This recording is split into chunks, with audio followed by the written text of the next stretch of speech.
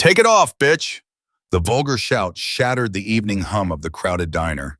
Three bikers burst into laughter as the young waitress froze, a coffee tray trembling in her hands. One biker kicked a chair out, blocking her only path. Come on, sweetheart. Give the boys a show. The diner went silent. Patrons looked down at their phones. Others turned their heads away, trembling in fear. In the corner booth, a man set his coffee cup down. Beside him, his canine suddenly stood up. Its ears pricked. It stepped into the aisle, blocking the bikers. Then the man stood up.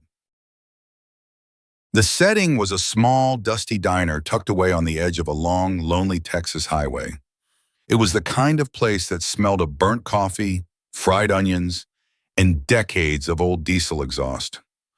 Outside, the brutal heat of the Texas sun was finally fading into a deep purple twilight. Inside, the air conditioning hummed a tired, rattling tune, struggling to keep the humidity at bay. This diner served as a sanctuary for long-haul truckers, weary travelers, and locals who didn't want to cook at home. On this particular Tuesday night, the booths were mostly full, filled with the low murmur of tired voices. The atmosphere was typical, or so it seemed, until you looked closer at the flickering fluorescent lights above. Emily Carter, 24 years old, was moving between the tables with a frantic, nervous energy. This was only her first week on the crew, and she still felt like an outsider in this rough roadside stop. She had recently moved back to this small town to care for her mother, who was fighting a long illness. Every cent Emily earned went toward expensive prescriptions and mounting hospital bills that never seemed to end. She worked the late-night shift because it paid more in tips, despite the danger of the lonely highway. Emily was gentle, soft-spoken, and worked with a desperate kind of diligence that broke her spirit. She didn't want to cause trouble. She just wanted to survive the night and get home to her mother's bedside. The diner was owned by Linda, a 55-year-old woman with skin like worn leather and a heart made of iron. Linda had seen every type of traveler in this town, and she watched over Emily like a hawk protecting its chick. But tonight, even Linda's legendary toughness would be tested by a darkness she hadn't seen in years. In the corner booth, tucked away near the far window, sat a tall man eating a simple dinner alone. He wore tactical camouflage trousers and heavy mud-stained military boots that looked like they had seen war. His shoulders were broad, his posture as straight and unyielding as a steel beam in a skyscraper. Beside his chair, a massive black K9 named Rex lay perfectly still, his eyes scanning the room. Rex wore a specialized vest that read, "Military Working Dog," its patches worn from years of service. The man's name was Daniel Hayes. At 35, Daniel was a veteran Navy SEAL in transition. He had recently moved out of active duty from a nearby base, carrying the weight of the world on his back. He had faced enemies in the darkest corners of the globe that would make most men crumble into dust. But here, in a simple Texas diner, he was trying to be just another customer, a ghost in the crowd, or at least that's how he wanted it. Daniel watched the room with the calm, observant eyes of a predator. He noticed the tiny details, the way Emily's hands shook as she refilled the heavy water glasses.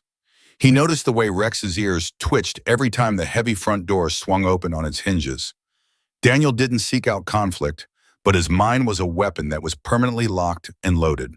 Around 8 p.m., the silence of the evening was shattered when the front door crashed open with violence.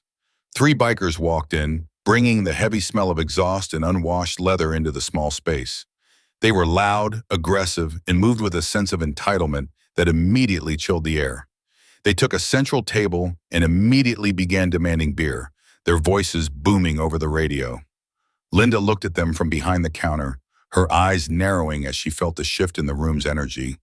The other patrons shifted in their seats, suddenly feeling very small in the presence of such raw aggression. Some looked at their checks, suddenly in a desperate hurry to pay and leave before things got worse. Emily was assigned to their table, a task she approached with a sinking feeling of dread in her stomach. As she brought out their first round of drinks, the lead biker began to smirk at her with a cruel intent.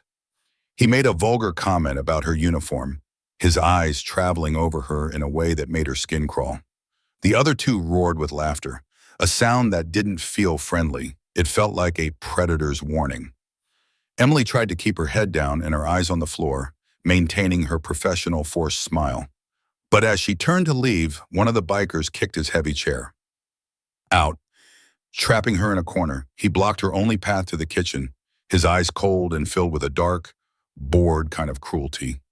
He reached out to grab the hem of her apron, his fingers greasy and rough against the fabric. Daniel Hayes in the corner booth didn't move an inch yet, but his heartbeat began to slow and focus. Rex felt the shift in his master's energy immediately, his tail going still and his body tensing for a strike. A low, guttural vibration started in Rex's chest, a sound that was more of a promise than a warning. The diner was about to become a very different kind of place, and the bikers had no idea what was coming. If you have ever seen someone being bullied in public and felt your blood boil with rage, type, "It is unjust." The atmosphere in the diner shifted from uncomfortable to lethal in a matter of heartbeats. The three bikers weren't just looking for food. They were looking for a victim to humiliate. Emily tried to step around the heavy chair, but the largest biker leaned back, blocking her again. "Where are you going, sweetheart?" he sneered, his voice loud enough to silence every other conversation. "We haven't finished our conversation yet. We think you're being a little too shy for our taste." He reached out again, his rough hand grabbing at the sleeve of her shirt, pulling her closer to the table. Emily's face went pale, her breath catching in her throat as she looked around for help. "Please, sir," she whispered, her voice trembling. "I just need to get back to the kitchen to help others." The second biker chuckled, leaning over the table until he was inches from her face. "The other orders can wait. We want to see a bit more of you tonight." "Why don't you take that off?" "Take the apron off, bitch! Give the boys a show before we lose our patience," the leader roared. Linda, the owner, started to move from behind the counter, her hand reaching for the heavy phone. "That's enough," she shouted, her voice echoing. "Leave the girl alone, or you're out of here right now." The lead biker turned his head slowly, a dark, jagged grin spreading across his bearded face. "Sit down, old woman, unless you want to join her on the floor," he barked, pointing a finger at her. Several customers stood up and walked quickly toward the exit, leaving their meals and dignity behind. They didn't want any part of this violence. They were afraid of the leather, the tattoos, and the knives. They were afraid of the raw, unchecked aggression that hung in the air like a thick, poisonous fog. Rex, the K9, was no longer lying down in the shadows of the corner booth. He was sitting now, his eyes fixed on the man threatening Emily with a mechanical focus. He didn't bark. A Navy SEAL's dog is trained for absolute silence before the final strike. Daniel Hayes sat perfectly still, his hands resting flat on the table, his eyes locked on the target. His face was a mask of cold, unyielding stone. He was calculating the trajectory of his movements. He was identifying the weapons the bikers might be carrying under their heavy leather jackets. When the lead biker stood up and took a menacing step toward Emily, towering over her small frame, Rex moved with a speed that seemed impossible for a dog of his size. The dog didn't wait for a verbal command. He knew his master's intent through years of shared combat. Rex stepped out from under the booth and walked into the main aisle, his head held low. He didn't growl yet. He simply stood between Emily and the bikers, a solid wall of black muscle. The bikers stopped mid-sentence.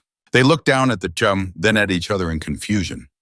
"Move this mutt before I kick his head in," the leader shouted, looking around the room for the owner. That was the moment Daniel Hayes stood up, his chair sliding back with a slow, deliberate sound. He didn't rush. He moved with a slow, mechanical grace that suggested immense power under control. He was dressed in his full camouflage uniform, the tactical gear glinting under the lights. He stood 6 feet 2 inches of pure military discipline, a man who had survived the unthinkable. The diner went so quiet you could hear the hum of the refrigerator in the far back of the kitchen. Daniel stepped into the light of the main aisle, his shadow falling over the biker's table. He didn't look angry, he looked disappointed, as if he were looking at children who needed discipline. He walked toward the bikers, Rex remaining perfectly at his side, matching his master's pace. The bikers looked at Daniel's heavy boots, then at his uniform, and finally at the scars on his face. "Let her do her job," Daniel said. His voice was low, but it carried to every corner of the building. It wasn't a request from a citizen. It was an order from a commander on the field. The lead biker laughed, though it sounded hollow and forced, his confidence beginning to leak out. He looked at his friends, trying to regain his status as the alpha in the room. "Who do you think you are, G.I. Joe?" the biker spat, though his eyes were darting toward the door. "You think a uniform makes you tough? Get back to your booth before you get yourself hurt." Daniel didn't blink. He didn't flinch. He simply stepped closer, closing the gap between them. He stood so close that he was inches from the leader's face, smelling the alcohol on his breath. Rex's ears pricked up, his eyes locked on the biker's throat with terrifying intensity. Daniel's presence was overwhelming. It was the presence of a man who had walked through hell. The biker's hand, which had been reaching for Emily, began to tremble uncontrollably. The other two bikers stayed in their seats, their bravado vanishing as they realized the danger. They recognized that they weren't dealing with a civilian or a simple trucker. They were dealing with a professional killer. The silence stretched on, heavy and suffocating. Daniel Hayes was the line in the sand that they couldn't cross without paying a blood price. He waited for them to make a move, his body ready to end the conflict in a matter of seconds. If you have ever completely misjudged someone based on their appearance or status, type, "I was wrong." The lead biker tried to save face in front of his friends and the remaining patrons. He took a small step forward, attempting to push Daniel out of the way with his shoulder. But the moment his hand moved, Rex stepped forward and let out a sound that froze the room. It wasn't a bark, it was a deep, guttural vibration that seemed to shake the very floorboards. The biker froze mid-step, his hand stayed suspended in midair, a look of pure fear on his face. He looked into Rex's eyes and saw a predator that was ready to tear him limb from limb. He looked back at Daniel and saw the same cold, unyielding resolve in the man's eyes. The entire diner was holding its collective breath, waiting for the first drop of blood to hit. One of the younger bikers, sitting at the table, noticed the patch on Daniel's shoulder. He saw the trident, the sacred symbol of the Navy SEAL teams. His eyes went wide with shock. He nudged his friend, his voice a frantic whisper. "Hey, look at the patch on his arm. That's a SEAL. Let's go. Now." His voice was trembling with a very real terror. Daniel didn't need to shout. He didn't need to throw a single punch to control the room. He simply stood his ground, a monument to discipline and lethality. He made a small, silent hand signal to Rex. The dog sat down, but his gaze never wavered. Daniel spoke again, his voice as cold and clear as a mountain stream in winter. "Back off, now! Before this goes away, you won't survive." The leader swallowed hard, the sweat pouring down his face despite the air conditioning. He looked around the room and saw Linda with the phone, her finger hovering over the dial. He saw the other patrons watching him, no longer looking away in fear, but standing with Daniel. He saw Daniel's eyes, which had seen more violence in a day than this biker had seen in a lifetime. Who are you?" the biker asked, his voice cracking and high-pitched. "My name is Daniel Hayes," the man replied, his voice carrying an undeniable authority. "Navy SEAL, and this is Rex. He's had a long day of travel, and he likes his peace. I suggest you pay your bill, apologize to the lady, and leave this town right now." The mention of the Navy SEALs was the final straw for the bikers' remaining courage. Even the most arrogant criminal knew better than to pick a fight with a Special Forces operator. These were men trained to operate in the shadows, to endure the impossible, and to win. The leader looked at Rex. The dog's gaze was unwavering, his teeth partially bared. Then he looked at Daniel. He realized that if a fight started, it would be over in heartbeats. He would be the one on the floor, and no one in this room would come to his aid.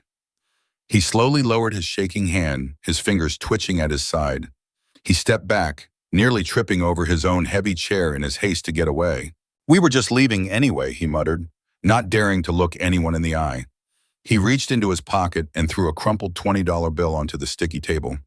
It was far more than the cost of their drinks, a bribe to be allowed to leave in one piece. He signaled to his friends, and the three of them hurried toward the front door. They didn't look back. They didn't make another sound as they scrambled for the exit. The roar of their engines outside was the only thing that broke the silence as they sped away. They disappeared into the dark Texas night, leaving a trail of dust and shame behind them. Emily let out a long, shaky breath that had been trapped in her chest for minutes. She nearly collapsed, leaning heavily against the table for support as her legs turned to jelly. Linda came over immediately, wrapping a strong arm around the girl's trembling shoulders. The other patrons began to clap, a slow build of applause that soon filled the diner. Some stood up and approached Daniel, wanting to shake his hand or buy him another meal. But Daniel didn't want the attention. He didn't want to be anyone's local hero tonight. He simply patted Rex on the head, signaling the dog to return to the booth. "Are you okay, ma'am?" Daniel asked Emily, his voice suddenly shifting to a gentle tone. Emily nodded, tears finally welling up in her eyes and spilling over onto her cheeks. "Thank you," she whispered. "I didn't think anyone would help me. I felt so alone." "You're never alone when there's a brother nearby," Daniel said with a small, rare smile. Linda brought over a fresh pot of coffee and the largest steak the kitchen had for Rex. "On the house," she said, her voice thick with a deep, maternal emotion. "For both of you. You saved more than just that girl's dignity tonight, Daniel." The diner slowly returned to its normal rhythm, but the energy in the air had changed forever. There was a sense of community now. People talked to one another at the counter. They smiled at Emily, treating her with the respect she had always deserved as a worker. They looked at Daniel with a deep, quiet respect that didn't need to be spoken out loud. But the night wasn't over yet. Fate was not finished with Daniel Hayes or the diner. A second test was coming, and it would require more than just a seal's strength to survive. If you have ever owed a debt of gratitude to someone who stood up for you, type, "I am indebted." The diner remained peaceful for about 30 minutes as the adrenaline began to fade. Daniel was finishing his meal, and Rex was enjoying the steak on the floor beside him. Emily had regained her confidence, moving through the room with a genuine, warm smile. Then a sharp, crashing sound came from a booth near the center of the diner. A man in his late 60s, a regular named Mr. Henderson, had suddenly collapsed forward. His coffee cup shattered on the floor, the dark liquid spreading across the tiles like ink. He was clutching his chest, his face turning a terrifying shade of blue in the dim light. His wife began to scream for help, her voice filled with a pure, unadulterated panic. Immediately, the diners began to move in a chaotic, unorganized flurry of fear. "Call 911, Shepa. Ich hotoi someone," Linda shouted, grabbing the heavy corded phone from behind the counter. But in this rural part of Texas, the nearest ambulance could be 20 minutes away. Mr. Henderson didn't have 20 minutes. He was dying right in front of their eyes. Daniel Hayes didn't hesitate for even a millisecond. He was moving before the cup hit the floor. He was across the room, jumping over a chair to get to the man's side. "I'm a combat medic," Daniel shouted, his voice instantly commanding the rising chaos. "Emily, get me the first aid kit. Linda, clear these tables so I have room to work." Daniel knelt beside the man on the floor, his hands moving with surgical precision. He checked for a pulse. There was nothing. Mr. Henderson's heart had completely stopped. He was in full cardiac arrest, and the light was fading from his eyes as his wife sobbed. Daniel began chest compressions, his movements rhythmic, powerful and relentless. He counted the beats out loud, his military training taking over his mind and body. Emily arrived with the kit, her hands shaking, but Daniel's calm voice gave her strength. "Emily, I need you to handle the breaths," Daniel said, looking her in the eye. Looking her in them. "On my count, 1, 2, 3, now!" Emily followed his lead without question. The Navy SEAL and the rookie waitress worked together like a well-oiled machine. They were fighting to pull a man back from the brink of the afterlife on a diner floor. The rest of the diner watched in total, reverent silence as the struggle unfolded. Rex stood nearby, guarding the area, his eyes moving between the door and his master. Daniel's forehead was covered in sweat, his muscles burning from the exertion of the CPR. He didn't stop. He couldn't stop. In the SEALs, you never leave a man behind on the field. After what felt like an eternity, but was only 4 minutes, Mr. Henderson's body jolted. He let out a ragged, gasping breath that sounded like a miracle in the quiet room. Daniel checked his neck again, his fingers searching for the flutter of a pulse. "He's back," Daniel whispered. "He's got a steady pulse. Keep talking to him, Emily." Emily held the man's hand, talking to him softly to keep him conscious and focused. Daniel stayed on the floor with them, monitoring his vitals with a professional eye. When the paramedics finally arrived 10 minutes later, they were stunned by the scene. Daniel gave them a quick, professional briefing on the man's condition and the care given. "You saved his life," one of the paramedics said, looking at Daniel's name tape. "If you hadn't started when you did, he wouldn't have made it to the hospital." They loaded Mr. Henderson into the ambulance as his wife hugged Daniel with all her strength. She couldn't find the words, but the tears on her face said everything that needed to be said. As the ambulance sped away into the night, the diner became quiet once again. Emily looked at Daniel. Her hands were still shaking, but this time it was from pride. She realized that she had just witnessed a hero in action twice in a single evening. Daniel picked up his jacket, whistling softly for Rex to follow him to the booth. "You did good work tonight, Emily," Daniel said, his voice warm with genuine praise. "You've got a steady hand and a good heart. You are going to be an incredible nurse." Emily smiled, a real bright smile that lit up her face and erased the night's fear. "I think I learned from the best tonight," she replied, her voice filled with hope. Daniel and Rex walked toward the door, their mission in this small diner finally complete. They stepped out into the Texas night, leaving a legacy of courage behind them. If this story makes you want to live a more kind and courageous life, type, "I will be kind." After that night, the small Texas town was never quite the same as it had been before. The story of the Navy SEAL and his K-9 spread through the county like a summer wildfire. Emily Carter became a symbol of resilience for every young person in the town. She found a new, unbreakable strength in herself that she hadn't known existed. She continued her nursing studies with a renewed passion, graduating with honors. She was no longer the shy, nervous girl who was afraid of her own shadow. She was a woman who knew that she had the power to save lives and change the world. Daniel Hayes became a regular fixture at the diner, a silent guardian of the highway.